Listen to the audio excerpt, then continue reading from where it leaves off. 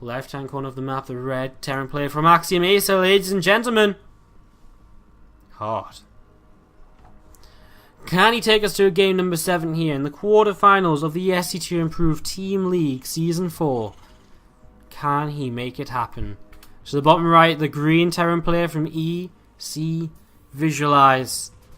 Ladies and gentlemen, InZaNe. So, let's see how this is going to go. We saw a lot of InZaNe in previous seasons of the Team League, and he used to play for G Sports a lot of the time. So we've seen quite a lot of InZaNe, and great to see him get an opportunity to play in the playoffs. I wonder if he played in the playoffs last season against... you know what, I'm actually intrigued enough to check that out. Give me a quick moment, guys, apologies. I wonder if he played last season, because College made it to the playoffs. They made it through Red Bloods in the round of 8. They didn't use him in the round of 8. He didn't. Oh, he did play in the round of 4 where they lost to Startail, got all killed by Alive. So InZaNe, he's actually played in the playoffs before for the Team League. He was a semi-finalist last season, the season which Startail came in and stomped around a bit after having. Well, they didn't have a great group stage, but then they came around and just stomped through the playoffs, no real problems at all. Hoping to again grab some of them Korean teams back when we head into season 5 of the league. 5 seasons, man, it's crazy to think about when you go back. So many storylines we have now, so many teams who are previous champions or 2 times runners-up, such as Cascade, still in the tournament. AG Gaming, who are champions of season 2, they're still in the tournament right now. So Red Bloods get eliminated in the round of 8 for the 2nd time in a row. It's so cool just to see the different storylines progress and the different statistics of the teams coming through. And that's something we're really going to try and highlight in Season 5 of the competition. Going to put in a lot of work to really make it so you guys can get to grips with the league and understand the teams, know where they've come from, know where they've played before, know their previous experiences in the team league, and that sort of thing. Openings here from both players are, I believe, yeah, slightly different. So it's been a, what time gas was this? Must have been just a 13 gas or 15 gas actually. 15 gas expansion, yeah, 15 gas from InZaNe. Sorry, got there in the end. 15 gas from InZaNe. It was a gas first from Hard. He's then into a 2nd gas now alongside a Reaper. Cancels his Hellion, pops down a Starport instead. So intrigued to see what he does get out of this factory now. He restarts the Hellions, just wanted to get the Starport down as soon as possible apparently. So Reaper going to start heading across the map and look to see what's up, look to see what's going on. Moving across here, and we'll run by that watchtower.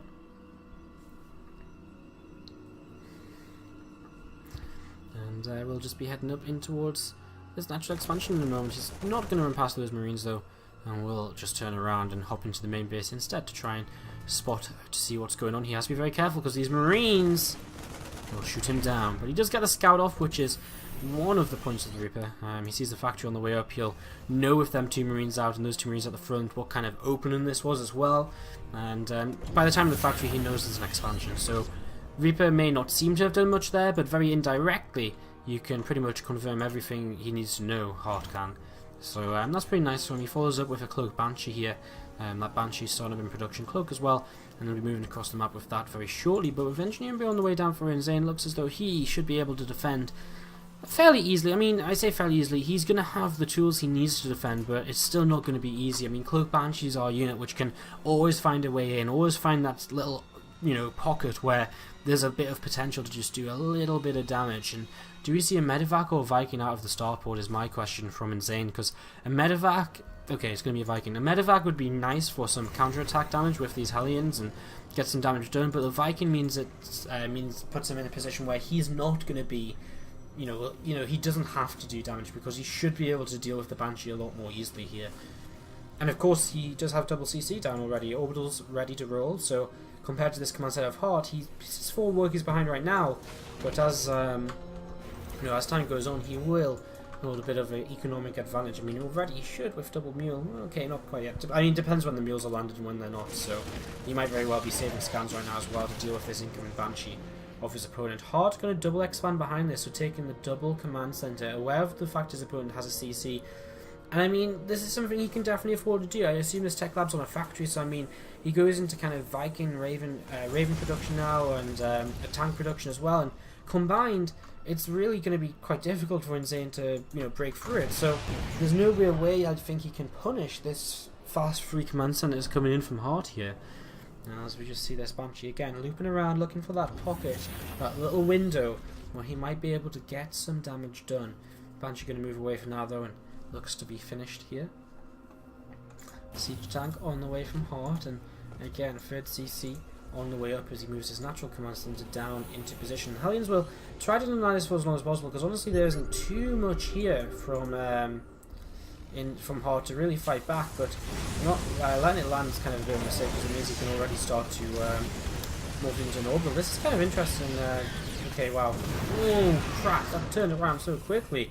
I was going to say, this is kind of interesting. I mean, InZaNe was barely being pushed back, the auto turret really helped, and then the mine goes off and the Banshee comes in and everything gets cleaned up. So that's kind of crazy. Like I was thinking, like, does Heart actually have enough to break down this ramp? And I was like, oh, okay, with the auto turret he does, and then all of a sudden everything from InZaNe died. So that's why I got kind of a bit caught up on my own words there, because a couple of different things coming from my mind, changing what I was saying a couple of times.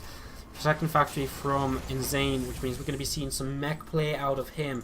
Barracks coming in from Heart means we're going to be seeing some bio versus mech. How exciting!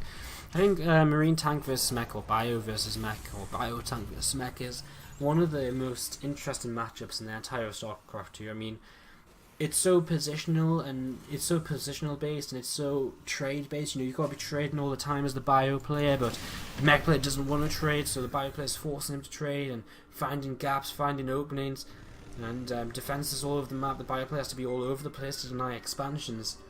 It really is going to be the it really is kind of the pinnacle of StarCraft when you see a high level TVT. I mean Innovation versus Tasia on Newkirk.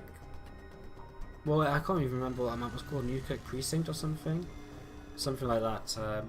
I mean, it was on the WCS finals or whatever it was. That was one of that game. Mech versus Bio was just insane. I really can't remember the name of that map. If anyone kind of appreciate it, but I mean, that kind of matchup composition between two strong players is always fun to watch. So let's see what we get here in InZaNe versus Heart. Right now InZaNe actually sits 20 army supply up, but of course the majority of this is just in Hellions, which aren't going to be doing too much here in the near future. We see the first armory being added on, so you can not only start his upgrades, but finally morph in some Hellbats. A couple of medevacs coming in, so InZaNe actually going to be committing towards some kind of aggression with the Hellbats, whether it be in the form of drops or maybe just a straight up push. I'd be surprised to see him just push straight up though into tanks and stim bio. So I'm probably just going to go for a couple of Hellbat drops here and there. There's this set of Hellions just moving around, looking to see what they might be able to get up to. And this third command center has landed in position. A handful of units moving forwards here from Heart, not too much though, honestly. As if this army was finished, in fact, InZaNe would be able to take this fight right now, but he's going to take it anyways. And I mean, I guess he kind of still can here, as the Vikings coming in as well, and InZaNe is going to start turning this around. He kills that first siege tank. Okay, this is maybe a bit of an overcommitment now. He needs to kind of lift up and get out there. Yeah, there's so much for Heart in the main base, and that's where the kind of difference in units came from. And InZaNe really misread that situation. He just thought, like, wow, you've got nothing. So you really commit to the attack, when really, obviously Heart has quite a lot. It's just in the main base. He's just playing defensively with it. So there's a little bit of a shame for InZaNe there. He had a really good start to that fight and really just needed to back away from it instead of pushing the issue. These couple of medevacs going to be moving away now, and they're going to loop around towards this natural expansion. We see a missile turret on the way up, so it looks as though Heart aware of the potential of drop play being a bit of a factor in this. Third CC for InZaNe lifts, and I mean overall the economy fairly equal on both sides. As I think InZaNe is maybe pushing into the middle of the map with not enough here. I mean, what does he really have? A siege tank, 3 Hellbats, he drops into his opponent's natural at the same time. A lot of damage being done over here. The fact of the matter remains, if he loses his entire army, what's he really going to achieve in the long run? Well, is he even going to be able to survive? He's got 2 siege tanks, which really isn't that much, and whoa, there's not even that much to tank for these siege tanks, which is the real issue here. SCV is going to start being pulled into this. The tanks in the back are sieged up. They're going to start doing whatever they can. Seeker missile goes off on one of the Vikings here, as we see SCVs pulled into the fight, and one more tank gets killed off. Heart going to siege up himself now. He's cleaned out those Hellbat drops on the other side of the map. Workers have gone in favour of Heart here. In fact, the overall supply has as well. And are we going to be seeing a Game 7, guys? Right now, it looks as though we definitely could be.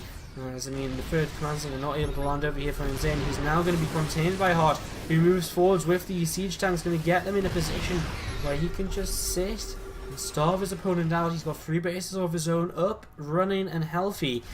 And he's just going to slowly sneak forwards here, as he's actually going to lift up. There's only siege tanks, so why not just drop on top of them? And moving forward is what he does. The siege tanks are going to fall, and